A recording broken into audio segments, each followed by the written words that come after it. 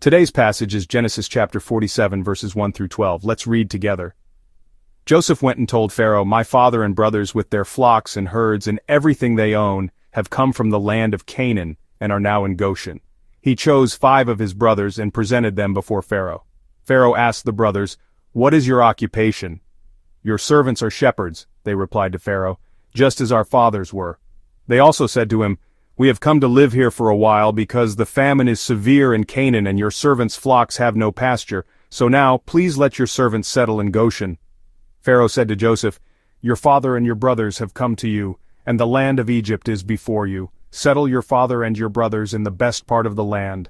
Let them live in Goshen, and if you know of any among them with special ability, put them in charge of my own livestock."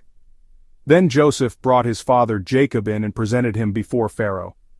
After Jacob blessed Pharaoh, Pharaoh asked him, "How old are you?"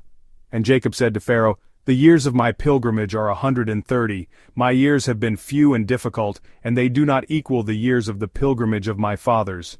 Then Jacob blessed Pharaoh and went out from his presence. So Joseph settled his father and his brothers in Egypt and gave them property in the best part of the land, the district of Ramesses, as Pharaoh directed. Joseph also provided his father and his brothers and all his father's household with food, according to the number of their children. Amen. Today's passage contains several stories. We see Joseph bringing 5 of his brothers and his father before Pharaoh. As we saw in our last message, he speaks to Pharaoh about receiving the land of Goshen, and Pharaoh grants his request. The land of Goshen is a fertile region in the eastern part of the Nile Delta. The specific area within Goshen that Pharaoh granted to Joseph's family is called Ramesses. In a sense, Goshen is the name for the large region, while Ramesses is a city within it. As we search the scriptures, we find that Ramesses was also the starting point of the Exodus. For now, they receive a land that Joseph, having found favor with Pharaoh, considers a good place to be, a land his family also deems good for raising livestock. However, this same land which they saw as a place of blessing becomes a land of suffering when we look ahead to the book of Exodus. It is in Ramesses, in the land of Goshen, that their descendants suffer, toil to build store cities, and cry out to God for salvation. It was the land where they agonized, making bricks and enduring bitter hardships. But that land was not just a place of suffering and forced labor.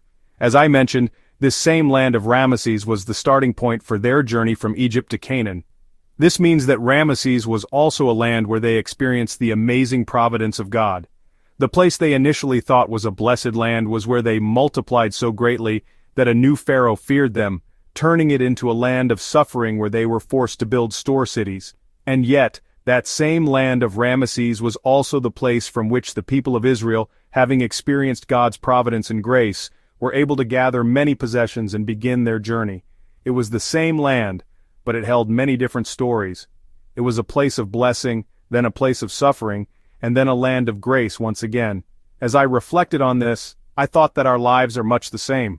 There are times when a place we thought was good turns into a season of difficulty, and a time we thought was only hardship turns out to be a place of God's grace. In today's passage from Genesis 47, 1-12, we find a different kind of shift. In the latter part of Genesis, Joseph is the central figure, the focal point of God's providence. From the preceding chapters through chapter 50, the narrative is almost entirely filled with his story. However, in this passage, the spotlight shifts from Joseph to his father, Jacob. This is the scene where Joseph introduces Jacob to Pharaoh. What might Jacob have looked like to Pharaoh? He was an elderly, frail man from Canaan, the same father his children worried might not survive the journey. Even if he had washed and dressed for the occasion, his advanced age would have been undeniable. Perhaps that is why Pharaoh looked at Jacob and asked, "How old are you?" The question was likely prompted by Jacob's ancient appearance.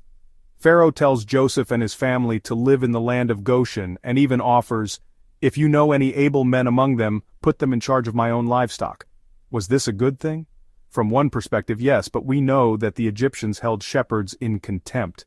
Perhaps Pharaoh was being remarkably gracious, overlooking their profession because they were the family of Joseph, his trusted vizier. Joseph was a Hebrew, a former prisoner, and his family were Hebrew shepherds. In that context, Pharaoh looks at the old man and asks his age, likely because he appeared so weathered and unlike the splendid Egyptians. However, when Jacob came before Pharaoh, he did not simply stand there. As verse 7 says, he blessed Pharaoh. In a situation where he could have seemed insignificant, how could Jacob bless the most powerful man on earth? I believe the answer lies in his response. In verse 9 he says, "The years of my pilgrimage are 130. My years have been few and difficult." What is the meaning of this difficult life of 130 years? He compares his 130 years to the lives of his ancestors, Abraham, who lived to 175, and Isaac, to 180. In his own eyes, his life has been short and full of hardship. Yet it is this man, weary from a long and difficult pilgrimage, who blesses the most powerful ruler on earth. How is this possible? In the phrase, "a difficult life," a panorama of Jacob's entire story flashes before our eyes. His life was indeed so difficult one might wonder if there was ever a time that wasn't. From birth, it was a competition. He was born clutching his brother's heel. He spent his youth as the unfavored younger son, unloved by his father Isaac, who favored Esau. He fled for his life after his brother threatened to kill him, sent by his mother to her brother Laban. But at the house of Laban, the very man his mother had trusted, Jacob was repeatedly deceived. He endured a kind of unfairness and deceit he had never known at home. And when he finally left, he returned toward Canaan, terrified that his brother would finally make good on his threat. After a tense reunion, just when he thought he could settle down in Canaan, his daughter suffered a terrible ordeal. His sons then used the holy covenant of circumcision as a pretext to massacre the men of an entire city, plunging him into more pain and fear. For a time Jacob lived in terror that the neighboring peoples would unite and destroy his family. Not long after, his beloved wife Rachel died, and soon after her death, he received the news that his favorite son Joseph was also dead.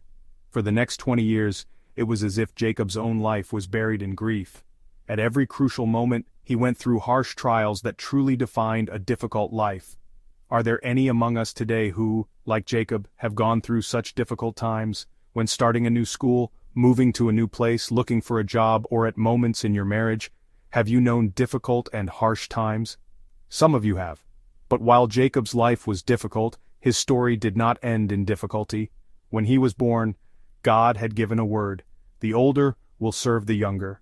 When he was fleeing from his brother, he met God at Bethel.